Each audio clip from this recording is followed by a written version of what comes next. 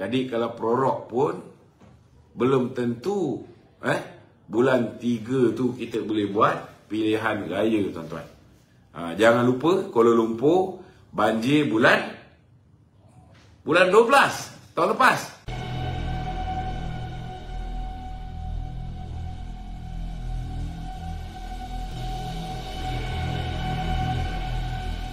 Tetapi bulan 3 sekali lagi depan kedai saya ni banjir lagi, tuan-tuan. Masuk air lagi. Maknanya keadaan cuaca sudah tidak menentu. Bila berlakunya global warming, iceberg cair, paras laut meningkat, saudara, macam-macam boleh berlaku. Jadi dah tepatlah tu. Dah tepatlah tu apa yang telah diputuskan oleh baginda tuanku. Persoalan dia, selama hari ini DAP, PKR, PAN beria-ria buat demonstrasi, buat itu, buat ini. Tuan-tuan, untuk apa? Untuk mendesak Parlimen disegerakan pembubarannya. Tapi hari ini, tuan-tuan, saudara, mereka merayu-rayu berantakan, menjadi gundah gulana, kelang kabut macam cacing kepanasan. Tuan-tuan, kenapa? Kerana mereka takut nak berhadapan dengan pilihan raya. Sebab apa? Sebab taburan fitnah, bukan taburan hujan, tuan-tuan. Taburan fitnah belum sempat meresap ke akar umi. Macam mana taburan fitnah ni nak meresap ke akar umi, tuan-tuan? Saudara, fitnah-fitnah yang dibuat sebelum pilihan raya 2018 pun masih terngiang-ngiang di telinga kita punya pengundi-pengundi. Belum lagi pengundi-pengundi lupa tentang janji-janji manis 60. Janji manis Pakatan Harapan yang sehingga hari ini hanya satu je ditunaikan, iaitu menghapuskan GST. Dan masih lagi rakyat negara ini ingat bagaimana kedudukan hak istimewa orang Melayu, kedudukan Islam sebagai agama persekutuan, kedudukan bahasa Melayu sebagai bangsa kebangsaan, kedudukan raja-raja Melayu diperkotak-katikkan khususnya oleh puak-puak Charles Santiago DAP ni, tuan-tuan. Kita tak lupa kawan Charles Santiago, iaitu Kula Sigaran, membuat press conference, buat press release dalam bahasa Tamil. Kita belum lupa bos kepada Charles Santiago. Begitu juga dengan Lim Guan Eng. Kenyataan MOF pun ada dalam bahasa Mandarin, tuan-tuan. Kita belum lupa bagaimana Sultan Muhammad kelima baru 2 tahun menjadi ke bawah duli tuanku yang di-Pertuan Agong, akhirnya meletakkan jawatan, tak boleh get along dengan pemimpin Pakatan Harapan. Begitu juga kita belum lupa pengundi, belum lupa apa yang berlaku terhadap hak istimewa orang Melayu dan kedudukan agama Islam, apa jadi pada aset tabung haji yang dipindahkan kepada kroni-kroni DAP. Semua itu, tuan-tuan, rakyat belum lupa. Itu sebabnya DAP perlukan lebih masa. Kerana hari ini dia baru rancak nak menabur fitnah. Saya nak beritahu, tuan-tuan, yang takut sangat pilihan raya ni mereka. Tetapi hari ini yang setiap malam, sekarang malam ni pun ada, setiap malam turun ke akar umbi berkempen.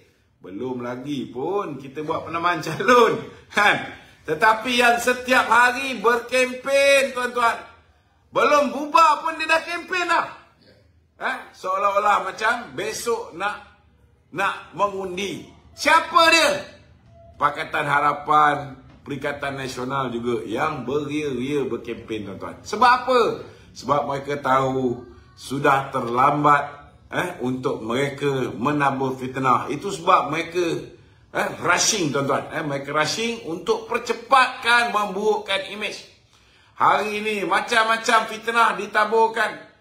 Dan kita pun bukan bodoh. Sudah pastilah bila Perdana Menteri itu datang daripada UMNO, mestilah UMNO pilih tarikh pilihan raya setidak-tidaknya yang menguntungkan kita.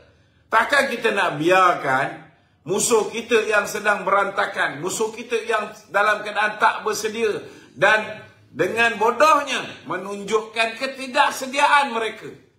Takkan kita nak tunggu mereka ni bersedia dulu baru kita nak adakan pilihan raya. We are not stupid, Charles Santiago. Jadi kalau nak ditakdirkan DAP kehilangan lebih daripada separuh daripada 42 kursi yang dia menang tu, terimalah dengan hati yang terbuka. Lakukan apa yang dipanggil sebagai self-criticism. Buat apa ni dipanggil apa dipanggil? Muhasabah. Muhasabah. Buatlah muhasabah diri. Kenapa rakyat sudah tidak boleh percaya dengan janji-janji yang kamu buat? Buat self-criticism. Tengok pada diri kamu. Kalau tak tahu macam mana nak tengok diri kamu, pergi dekat DIY. Di sana ada banyak jual cermin yang murah-murah. Beli cermin tu, pandanglah, tengok Charles Santiago. Apa yang tak kena dengan diri kamu, yang menyebabkan kamu gelabah sangat takut pilihan raya ni. What have I done wrong? What have my party done wrong? What are the promises that we fail to fulfill? Ini semua soalan-soalan yang sepatutnya kamu tanya kepada parti kamu, kamu tanya kepada diri kamu. Bukan gelabah tak tentu pasal. Saya nak beritahu tuan-tuan, hari ini tuan-tuan tengok, biasa bila berhadapan dengan pilihan raya ni, sepatutnya Pakatan Harapan, DAP, PKR, begitu juga dengan Perikatan Nasional, mereka akan menceritakan apa yang kita akan buat sekiranya kita berjaya mengambil alih kuasa daripada kerajaan hari ini. Itu yang kamu patut bentangkan. Adakah kamu akan memperjuangkan nasib veteran Angkatan Tentera yang hari ini masih lagi menanti janji-janji yang diberikan kepada mereka? Yang ini kamu patut perjuangkan. Adakah selepas ini kamu akan pastikan bukan hanya pelajar-pelajar yang meminjam dengan PTPTN, mereka ini akan dibela nasib mereka. Jika mereka bayar hutang, kita bagi diskaun 20%. Jika mereka bayar separuh, kita bagi diskaun 15%. Jika buat potongan gaji bulanan, kita bagi diskaun 15%. Tapi kamu sepatutnya hari ini tawarkan, kita juga akan bagi potongan kepada pelajar-pelajar yang tidak cemerlang, yang meminjam beasiswa, meminjam daripada MARA contohnya, meminjam daripada Petronas contohnya. Buatlah tawaran-tawaran ini. Ke kamu dah tahu dah orang tak percaya dengan tawaran kamu? Itu sebabnya saudara. Saya tahu, saya dah baca dah semua benda-benda yang dicadangkan. Yang dicadangkan oleh Pakatan Harapan, apa yang mereka nak tawarkan.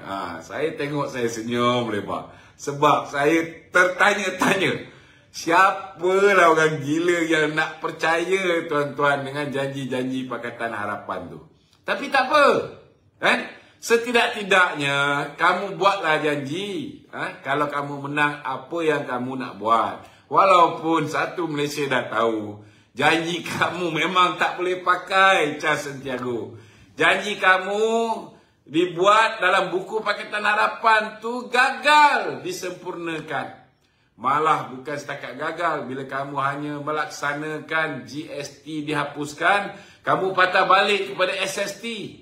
Bukan setakat negara kehilangan lebih kurang 30 bilion setahun akibat daripada kekurangan dana, stable income, fixed income yang didapati oleh kerajaan setiap bulan dulu, yang boleh menyebabkan Datuk Seri Najib memberikan macam-macam faedah, bantuan, subsidi kepada rakyat. Saudara, akhirnya satu persatu kerajaan Pakatan Harapan tarik. Klinik Rakyat Satu Malaysia, saudara, ditutup. Projek-projek yang dibuat oleh kerajaan Pakatan Perikatan Barisan Nasional dulu high speed rail, begitu juga dengan ECRL, begitu juga dengan perjanjian-perjanjian yang dah ditangani dengan pihak negara-negara luar, pelabur-pelabur luar, habis hancur lebur. Ini saya baca tuan-tuan, manifesto diorang tengah mengarang ni. Antara perkara yang nak dijanjikan semula, dia kata projek-projek mega yang nak dilaksanakan seperti ECRL, high speed rail, begitu juga dengan projek-projek lain yang Pen Borneo dan sebagainya akan diteruskan. Aduh, macam mana tak ke besar kemaluan tu, tuan-tuan? Benda yang dah terang-terang, benda yang dah terang-terang dulu, benda baik BN buat, Dato' Najib buat benda baik, engkau orang hentikan. Lepas kau orang hentikan, sekerak jalan kau orang nak hidupkan balik. Sekarang kau orang nak letak dalam manifesto. Tak ke gila tuan-tuan? Dia nak letakkan benda tu semua dalam manifesto, akan dilaksanakan. Maknanya saudara, dari segi pemikiran mereka, idea-idea baru yang sepatutnya mereka lahirkan, nampaknya pemimpin mereka ni otak dah tepu tuan-tuan. Dah tak ada benda baru sampai terpaksa recycle bahan kempen yang digunakan oleh Barisan Nasional 5-6 tahun yang lalu dulu. Mereka nak recycle balik. Aduh, kalau macam ni lah saya baru faham. Saya cukup faham kenapa mereka tidak bersedia untuk berhadapan dengan pilihan raya. They have nothing to offer the Malaysian citizen. They have nothing to offer Malaysian voters. That's why, tuan-tuan, they are panic. They are really panic now. Dia orang panic, gelabah tak tentu pasal. Tak tahulah. Silap-silap sekerat jalan, mereka dah nampak sangat. Tak boleh menang pilihan raya. Yang mana ada kes mahkamah, yang mana rogol amal, yang mana ada kes rasuah, yang mana ada 33 laporan rasuah kepada diri dia. Silap-silap orang ni sekerat jalan, ambil tiket flight, cabut, lari ke luar negara sebelum selesai pilihan raya. Inilah benda-benda yang saya dah nampak, tuan-tuan.